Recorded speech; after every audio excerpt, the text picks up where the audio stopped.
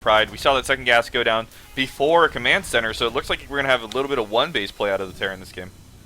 Yeah, I think that's definitely correct, which is a little bit unusual. On Shakur's Plateau is normally a bit more macro-style map just because the ramp to your natural expansion is so easy to defend. It's a fairly narrow ramp that you only have to defend that one ramp, and you defend both your main and your natural quite easily. So a lot of players will go for that very fast one racks expand, or in the case of Cuz down here, we have this one gateway expand. He did get the cybernetics core, he squeezed that in there, but he is going for a fairly fast expansion after only having one gateway up, and this is much more typical of what we see on this map. But as we can see, Pride definitely has something in store. Yeah, we actually saw a reactor come up on this first barracks and a tech lab come down on the factory, and typically that's reminiscent of a little bit of a 1-1-1, but instead throws down a second barracks. So it looks like we're gonna have a siege tank marine timing here, probably with siege mode in a couple seconds. Yeah, absolutely. Looks like he does already have his first siege tank coming out. Notice we are at the 5-minute and 20-second mark. That is a super early siege tank. We don't yet have siege mode started on the way. I would expect him to be starting that soon if he wants to go for some kind of siege timing. The siege tech does take about 80 seconds to complete, so it is going to be about a minute and a half before he's actually going to be able to push out if he wants that siege mode when he does move out. Yeah, really. So we have a tech lab coming down on the barracks now, so maybe combat shield? I don't know, this is really weird to me. I don't know. He might want to just produce a few Marauders here. I don't know. That would be really hard to do. On one base, there is no way you could afford to be pumping double Marines out of that reactor barracks and Marauders out of the second barracks, as well as siege tanks, and have siege mode and the combat shield, which is now on the way. That's going to be really difficult. So yeah, I think what you said is going to be right. I think he's going to be going for upgrades on that barracks tech lab. Then he's just going to be using it to produce that third Marine per round. Indeed. So we do have a lot of tech on the Terran side. Taking a look at the Protoss side now, we have 3 warp gates and 1 robotics facility with the first observer on the way. So Cuz may be thinking that he's going to be seeing some kind of 1-1-1. He has a number of stalkers out on the field already. With that observer, he can be safer against some kind of cloaked banshees, but of course that's not what we're going to be seeing here right now. Yeah, this is really interesting. I mean, Cuz has been mining on this for quite a while at this natural expansion. His resources are going to be taking off very shortly. If we check out the harvester count right now, we can see that Cuz is already ahead 37 harvesters to 21, and he's just going to continue to get further and further ahead. If Pride doesn't move out soon, he is going to be in a lot of trouble because he's just not going to be able to have the economy. Yeah, and you know, we actually have Cuz throwing up a pylon up here, so this is, oh my goodness, we have an SCV pull. We do indeed. Holy cow. We have a lot of SCVs now moving out across the field. Notice that Cuz did plant this sneaky little pylon up here in the top left position where he might be able to go for some kind of big counterattack because Pride is not going to be leaving anything at all behind. Looks like he's going to be trying to win this on one base pretty much. If this attack fails, it is going to be the end of the game for Pride, and he will be out of this tournament as well. That's exactly right, but it looks like he's got a ton of Marines and SCVs against only a few Zealots and Stalkers with 1 Immortal on the field. That Immortal probably not going to be able to get the greatest shots off. Yeah, it's going to be really tough here for Cuz. He really needs to have that Immortal doing as much damage as he can to those siege tanks. He's really going to need it. But man, 3 siege tanks with siege mode is going to be really tough to break for Cuz. He is now moving in with all of his probes. His probes have been pulled off the line as well. 3 Stalkers still in the mix, as well as a couple of Zealots here. But those Marines are all just staying alive, starting to cut through this Protoss ground army so quickly. Yeah, Cuz actually doing a pretty good job of holding this so far, but there is another siege tank reinforcing. Got rid of 2 of them already, and these Immortals are going to have to clean up these siege tanks very quickly.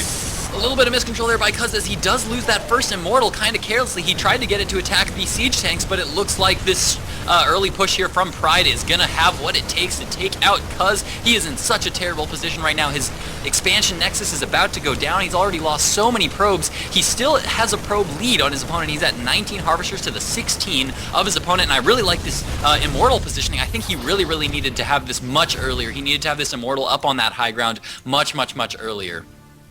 And ooh, it looks like we're going to be getting a little lag. Indeed. Oh, so it looks like Battle.net's lagging a little bit because we've had everybody lag in the last few minutes. Really? Yeah. So we have this siege tank being repaired by this SCV to give it one more hit against that Immortal, maybe. There you go. Oh, that Immortal is being moved around right now, trying to do some damage. Immortals do a lot of damage versus Armored. For those of you that do not know, on their own, Immortals only do 20 damage, which is not a huge amount of damage. But if the target is Armored, they do 50 damage, which is a huge increase in damage. And of course, these siege tanks are armored, and so those immortals can take out siege tanks pretty quick if you control them right. Oh, and it looks like Pride does get up the ramp. No force fields left yeah, I don't for think Cuz. that was quite controlled right there by Cuz, as that immortal was left to die to the Marines. Didn't quite get pulled back early enough, and now the Marines just came in, cleaned that immortal up, and now Pride is in the main base, throwing down bunkers. GG from Cuz. Yeah, another terrifying game for Pride. I don't even know how to explain that. 3 siege tanks with a bunch of Marines and SCVs being pushed against only about 7 Protoss units on the defense. Very, very well played. Yeah, absolutely. Holy cow. That was...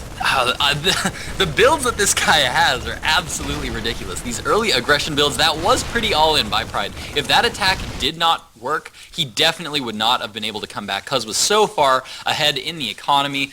But man, that push was just so strong, well timed with that siege mode being completed right as he moves out. And man, I just don't know. That was such a strong push there from Pride. I don't even feel like it was that risky just because he had so much stuff.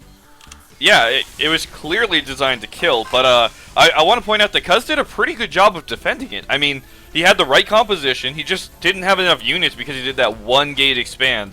And he just didn't have the sentries, the force field and guardian shield, everything. And yeah, it was actually much closer than it looked. I mean, killing off one of those siege tanks, a little bit of miscontrol from Pride, and that could have totally gone the other direction.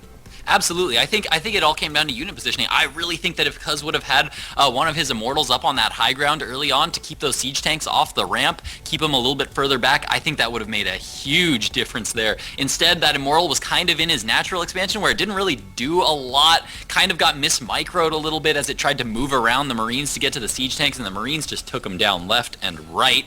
But it was indeed a close fight. Good defense there by Cuz, but just not quite enough.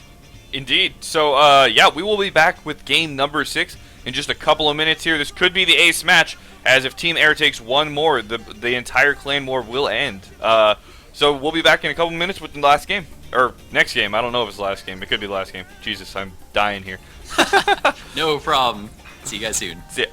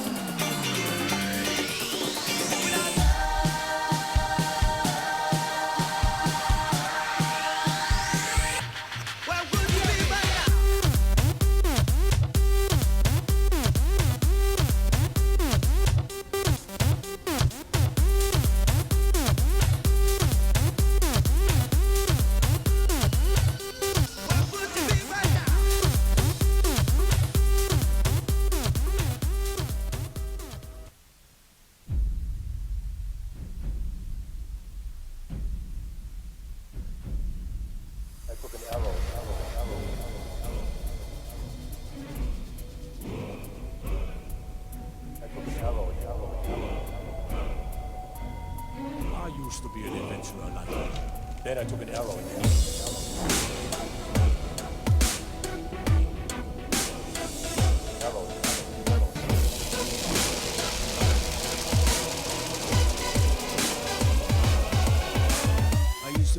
adventurer like you. Then I took an arrow in the knee.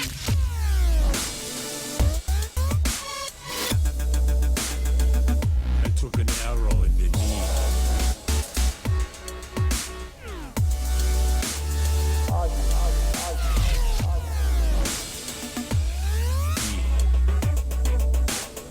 I used to be an adventurer. Arrow in the knee. Then I took an arrow in the knee.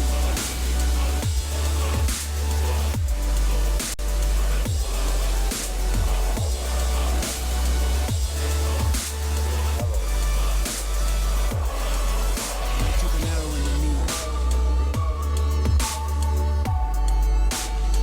I used to be an adventurer like you.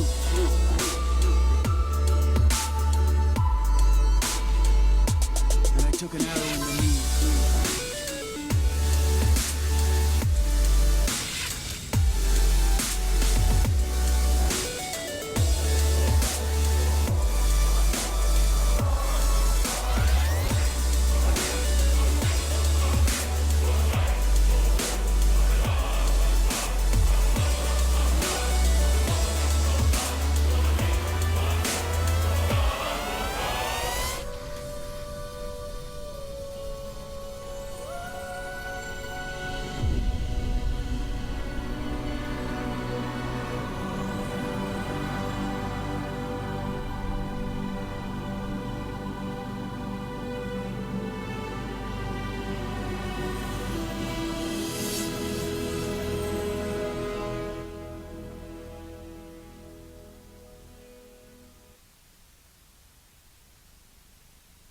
Alright guys, we are back here with game number 6, right?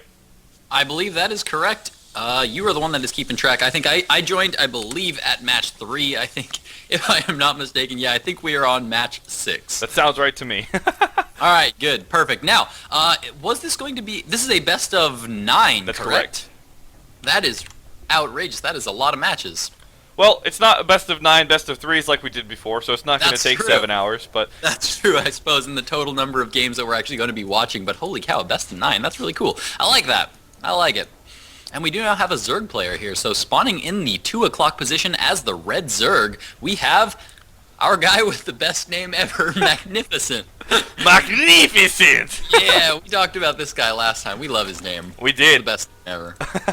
And on the top of Shattered Temple here, we do have the Terran from the last 2 games, Pride, with the super creative builds that terrify me. Dude, he's unstoppable right now, man. He's got a lot of really good builds going on right now, and he could actually win this whole tournament right here, right now. Yeah, he definitely could, and especially with these best of 1 formats. I mean, people don't have time to play against him and then learn his style a little bit and then metagame against him. You know, it's Yeah. it's really weird. And even in that case, you know what? I feel like that would be kind of hard just because he has this huge variety of builds that he seems to have perfected quite well. So all of his builds are just so well thought out, and they're so different every single time. We seem to... I don't think I've ever seen him do the same thing twice. You know, I haven't either, and he gets put in almost every clan where the Team Air has. So it's always weird to cast his games because you never know what he's gonna do next. I like it. That is awesome. I really, really like it. What about our friend Magnificent here? What is he going to be doing? What can we be expecting from him this game? You know, not entirely sure. It looks like we do have a hatch first here, so playing pretty standard, pretty safe. It looks like we have no gas for our Terran player. So probably going to be a 1-Rax FE. Could be something different, but we will have to find out in a couple minutes. What do you think we're going to see from Terran on this game? Who do we... I'm trying to remember what we casted before. Yeah, I can't remember who exactly he went up against last time. I don't remember if he actually went up against Magnificent last time. I'm trying to remember if he did or not, and I'm actually looking at the document from last time, but I'm kind of deleting things in it because I'm trying to edit it and make it. So I was actually just checking it to see like, is he on here? But then I already see that I deleted most of the names from the last tournament on my Google document that I had prepared as a cheat sheet for myself. So I actually have no idea, but... just based on this map and by the fact that we are close by air. Notice we are close by air positions, and also notice that Magnificent has taken no gas yet. Very interestingly enough, he has not taken any gas yet, just now taking his gas. That gas is just a smidgen late. Normally we see that